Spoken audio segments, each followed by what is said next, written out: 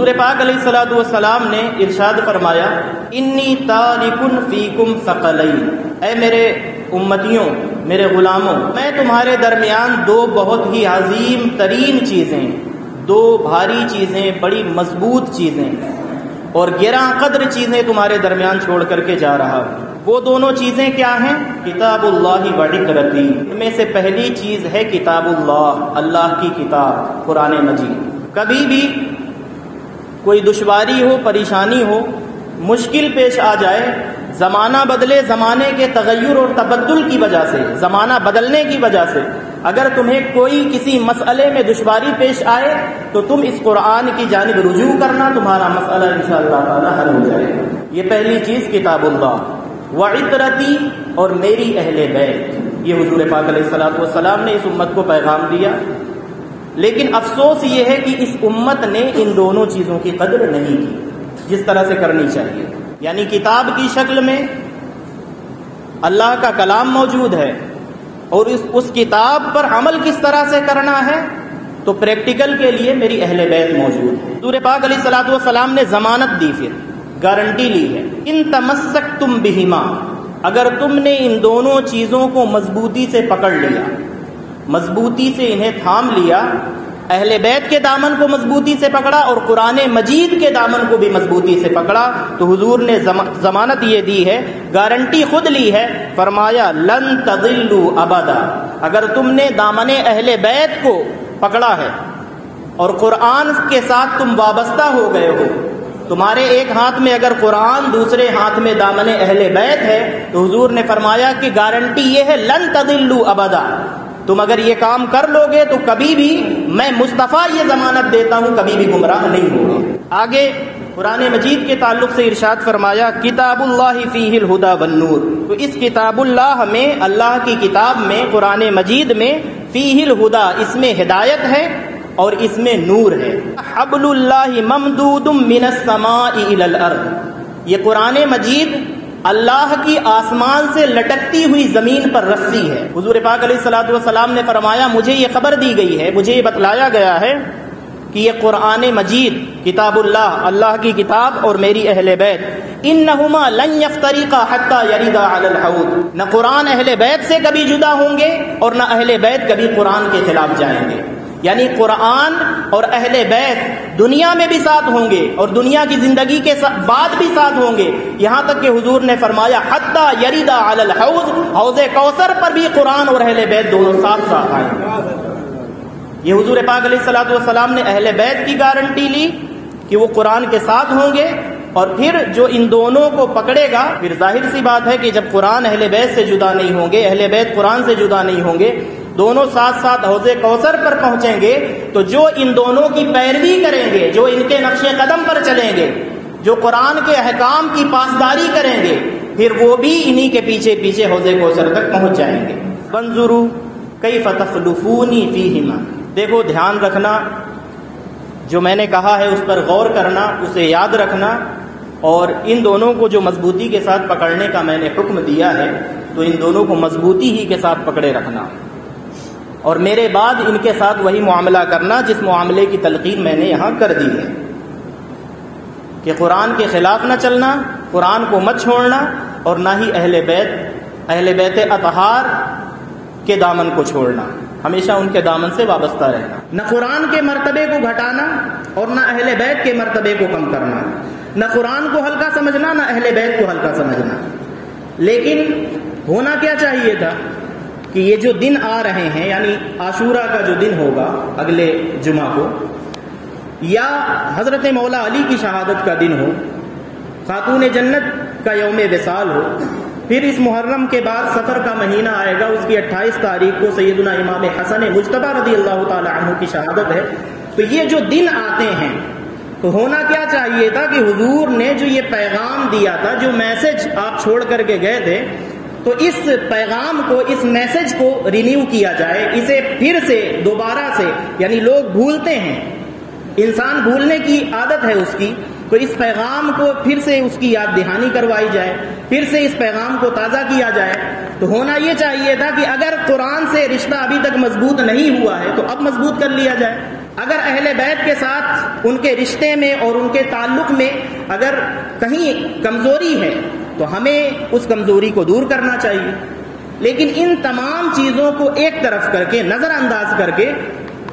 امت کی اکثریت لڑائی جھگڑے، فرقہ واریت، سلسلے بازی، خرافات میں ملوث ہو جاتی ہے۔ پھر سلسلہ یہ شروع ہو جاتا ہے کہ یہ ہونا چاہیے، یہ نہیں ہونا چاہیے، یہ کرو، یہ مت کرو۔ یعنی ہونا کیا چاہیے تھا؟ ان کا ذکر ہونا چاہیے تھا، ان کے فضائل بیان کیے جانے چاہیے تھے، اور جو حضور پاک علیہ الصلوۃ والسلام نے پیغام دیا تھا اس پیغام کو پھر سے یاد کرنا اور یاد کروانا چاہیے تھا۔ لیکن ان تمام چیزوں کو نظر انداز کر کے اب چونکہ مجبوری بھی ہے کہ جب امت خرافات میں کھو جائے تو پھر مجبوری بھی ہوتی ہے کہ اسے بتایا جائے کہ یہ چیزیں غلط ہے اور اس جانب مت جاؤ۔ حضور پاک علیہ الصلوۃ والسلام کی اہل بیت اطہار کو چھوڑ کر کے یا ان کے مقام کو گھٹا کر کے اور ان کے دامن کرم کو چھوڑ کر کے اگر کوئی یہ چاہتا ہے کہ میں قرآن صرف پکڑ کر کے، قرآن کے دامن کو پکڑ کر کے میں کامیاب ہو جاؤں گا، تو حضور پاک علیہ الصلوۃ والسلام کے فرمان کی روشنی میں وہ کبھی بھی کامیاب نہیں ہو سکتا ہے۔ لیکن اسی طرح سے جنہیں دعویٰ ہے اہل بیت اطہار کی محبت کا، جنہیں دعویٰ ہے سیدنا امام حسین، امام حسن اور ان کے والدین کریمین کے ساتھ محبت کا، حضور کی پوری ذریت اور حضور کی آل کے ساتھ محبت کا، ذرا وہ بھی اپنے دامن میں جھانک لیں۔ کیا انہوں نے قرآن کے ساتھ وفا کیا؟ کیا انہوں نے قرآن اس طرح سے پڑھا جس طرح سے قرآن پڑھنے کا حق تھا؟ جو حضور نے دو چیزیں چھوڑی ہیں ان کی ترتیب تو یہ ہے کتاب اللہ و عطرتی۔ تو اب اہل بیت سے محبت کے جو دعوے دار محرم کے خاص مہینے میں 10 دنوں کے لیے مارکیٹ میں آ جاتے ہیں، اس کے بعد مارکیٹ سے وہ غائب ہو جاتے ہیں، پورے سال دکھائی نہیں دیتے ہیں، تو اس قسم کے جو حسینی ہیں، اس قسم کے جو مولائی ہیں، اب ان سے سوال یہ ہے کہ آپ یہ بتائیں کہ رسول اللہ صلی اللہ تعالی علیہ وسلم کی تعلیمات میں سے جو پہلی تعلیم ہے کتاب اللہ، اس کتاب کے ساتھ آپ نے کیا کیا ہے یا آگے کیا کرنے کا ارادہ ہے؟ تو کوئی جواب نہیں۔ تو وہ چند چیزیں وقت کا لحاظ رکھتے ہوئے جو سوالات ہیں، پہلا سوال آپ دیکھیں کہ تعزیہ داری جو ہے وہ کرنا چاہیے نہیں کرنا چاہیے۔ پورا جھگڑا ہے پوری امت میں، یعنی ایک آدمی اگر کوئی ایک طرف اسٹینڈ لے کرنا چاہیے یا ایک طرف اسٹینڈ لے کہ نہیں کرنا چاہیے تو وہ اپنی بات کبھی بھی سمجھا ہی نہیں سکتا۔ یعنی 50% لوگ تو اس کی بات نہیں مانیں گے۔ تو آپ ہمیشہ اس چیز کو دھیان رکھیں، آپ کہیں سے مرید ہیں، کسی سے وابستہ ہیں، آپ کے اندر اتنی جرأت ہونی چاہیے اور اتنی دینی اور شرعی غیرت ہونی چاہیے کہ میں مرید ہوں ایک شخص سے، لیکن اگر اس کے دلائل کمزور ہیں اور دلائل اس کے مضبوط ہیں جس سے میں مرید نہیں ہوں یا جس خانوادے سے میرا تعلق نہیں ہے، تو جرأت اتنی ہونی چاہیے کہ میں بات اسی کی مانوں گا جس کی دلیل زیادہ مضبوط ہے۔ میں کسی سے مرید ہوا ہوں تو اس کا مطلب یہ نہیں کہ میں نے اس کا کلمہ پڑھ لیا، مطلب کیا ہے؟ اسے اپنا ایک استاذ مانا ہے، رہبر مانا ہے، مرشد مانا ہے، رہنما مانا ہے، لیکن میرے مرشد سے زیادہ اگر کسی کی دلیل مضبوط ہو تو میں اس کی بات کو مانوں۔ یہ ایمانداری کا تقاضا ہے، یہ شرعی تقاضا ہے اور مسلمان ہونے کا تقاضا ہے۔ میں مرید ہو کر کے کسی کا غلام ضرور ہوا ہوں، لیکن غلامی کا یہ مطلب نہیں ہے کہ ایک طرف دلائل کے انبار ہوں اور انہیں چھوڑ کر کے میں اپنے پیر کی بات کو صرف اس لیے مانوں کہ اب تو میں اس سے مرید ہو گیا ہوں۔ تو ان چیزوں کو نیچے چھوڑ کر کے حضور پاک علیہ الصلوۃ والسلام کا دین، حضور کی شریعت، حضور پاک علیہ الصلوۃ والسلام کا قرآن اور حضور پاک علیہ الصلوۃ والسلام کا پورا یہ جو نظام ہے اسلام کا، اگر آج کسی مسئلے میں جھگڑا ہوتا ہے تو آپ اتنی جرأت اور اتنی غیرت ایمانی پیدا کریں کہ میں بات اس کی مانوں گا جس کی بات دلیل کی روشنی میں زیادہ مضبوط ہوگی۔ بس یہ اصول ہے، یہ قاعدہ ہے، یہ ضابطہ ہے۔ اب اس میں دیکھیں میں سوال پڑھ دیتا ہوں اور جوابات بھی میں آپ کے سامنے پیش کر دوں گا۔ محرم الحرام کے مقدس مہینے میں امام عالی مقام سیدنا امام حسین رضی اللہ تعالی عنہ کے مبارک روضے کی شبیہ، جسے عرف عام میں تعزیہ کہا جاتا ہے، تو تعزیہ کے طور پر بنانا کیسا ہے، یہ ایک سوال ہو گیا۔ اور اگر وہ بالکل بھی روضہ مبارکہ کے مشابہ نہ ہو تو اس کی کیا حیثیت ہوگی؟ دو چیزیں ہو گئیں۔ تیسری چیز، نقشہ اگر صحیح ہو، جو چیز بنائی گئی ہے جسے تعزیہ کہا جا رہا ہے، اگر اس کا نقشہ بالکل صحیح ہے، امام حسین کے روضے کی طرح ہے، تو اس کے سامنے فاتحہ پڑھنا، منت مانگنا، اس کے نیچے سے گزرنا،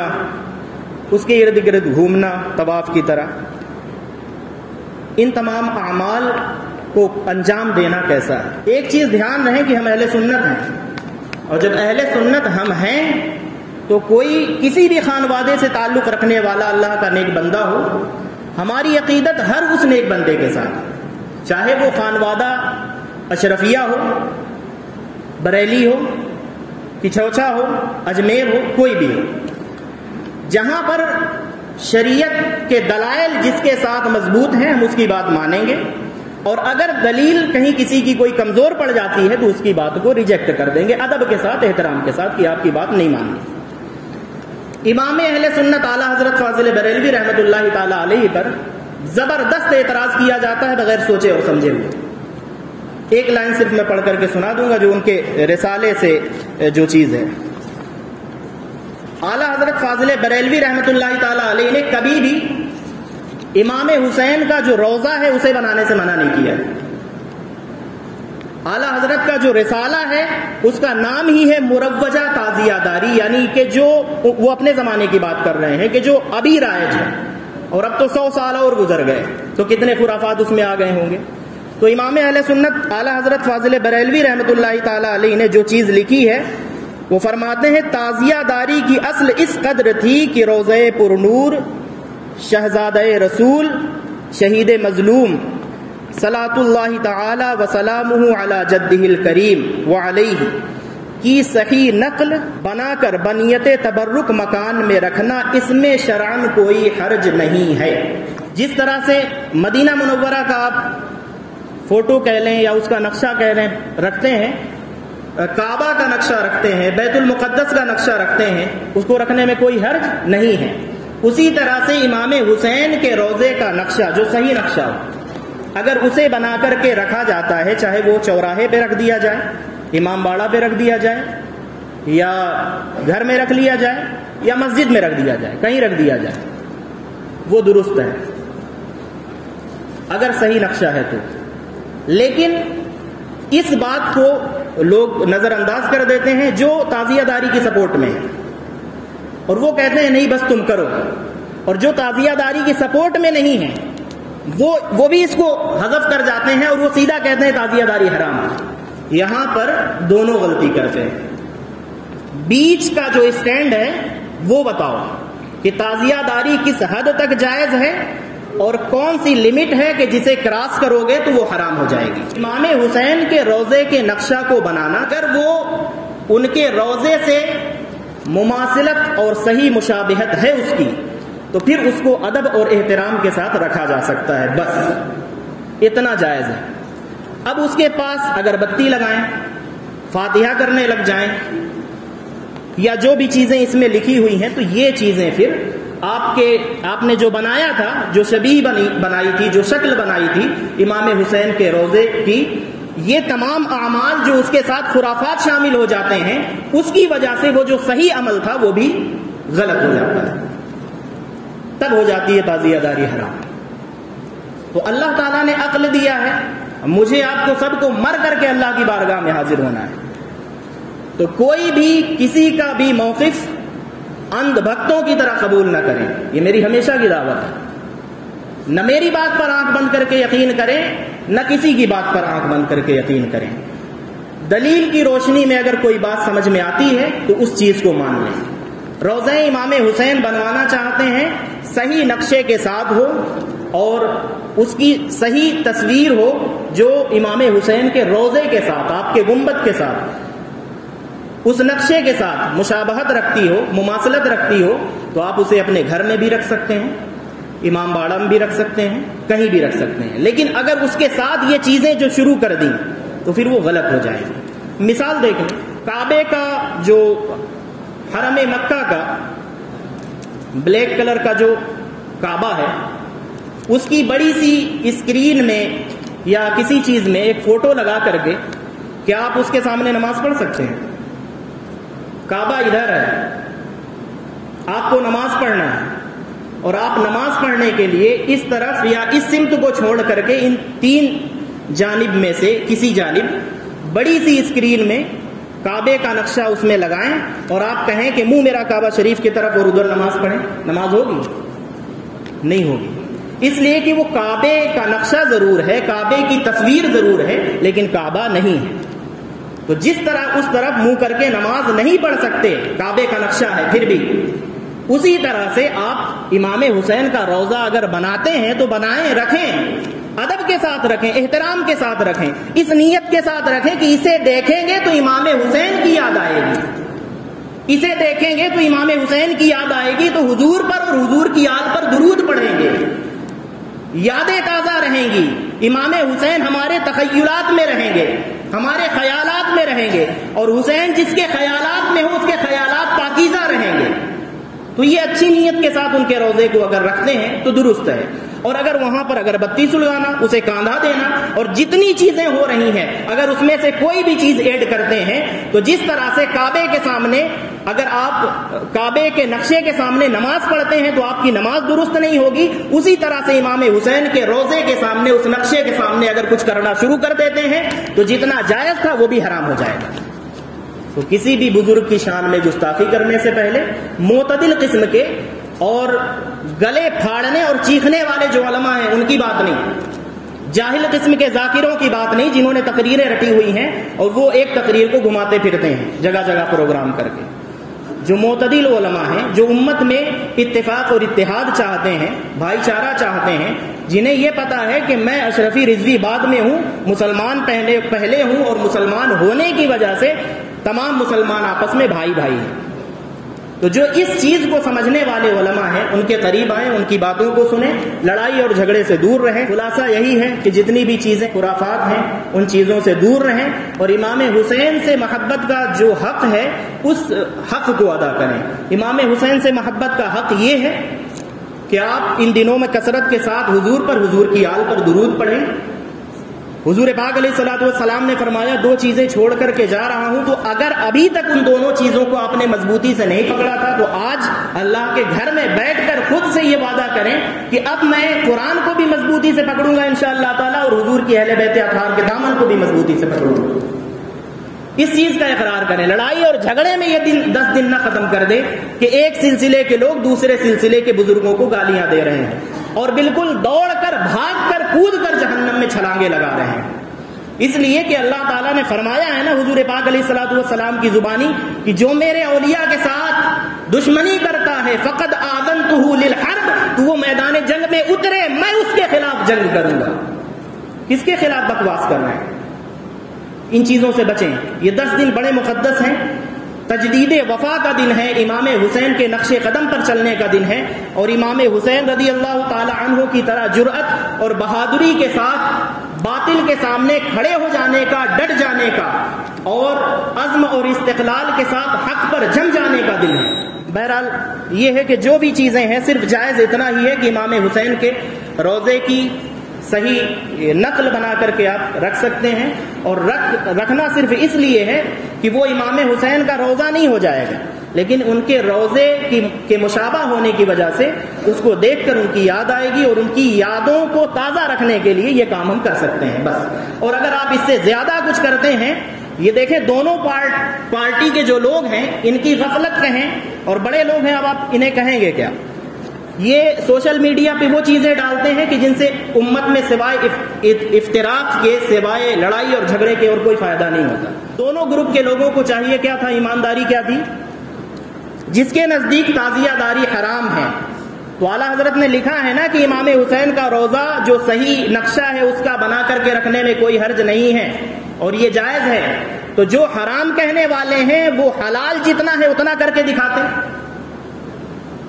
جو حرام کہنے والے ہیں، ایمانداری کا تقاضا یہ تھا کہ جتنا حلال تھا اتنا وہ حلال کر کے دکھاتے، اور پریکٹیکلی دکھا کر کے یہ کہتے کہ دیکھو تعزیہ داری اتنی حلال ہے بس، اور اس سے زیادہ اگر کرو گے تو پھر حرام کی کیٹیگری میں چلا جائے گا۔ یہ ان کی ایمانداری ہوتی۔ اور جو حلال کہنے کے دعوے دار ہیں ان کی ذمہ داری یہ تھی کہ جو حرام چیزیں آ گئی ہیں، غلط چیزیں آ گئی ہیں، جہاں وہ جائز ہونے کا پرچار کرتے پھرتے ہیں، تو ان کی ذمہ داری یہ تھی کہ جو حرام چیزیں اور غلط چیزیں اس میں آ گئی ہیں وہ ان چیزوں کو نکال کر کے وہ پریکٹیکلی دکھاتے کہ دیکھو ہم نے یہ غلط جو چیزیں تھیں انہیں نکال دیا ہے، تو یہ والی تعزیہ داری حرام نہیں ہے، یہ حلال ہے، یہ جائز ہے۔ غلطیاں دونوں طرف سے ہیں، اور بزرگ کو بزرگ کی طرح مانے، پیر کو پیر کی طرح مانے، پیغمبر کی طرح نہ مانے، نبی کی طرح نہ مانے،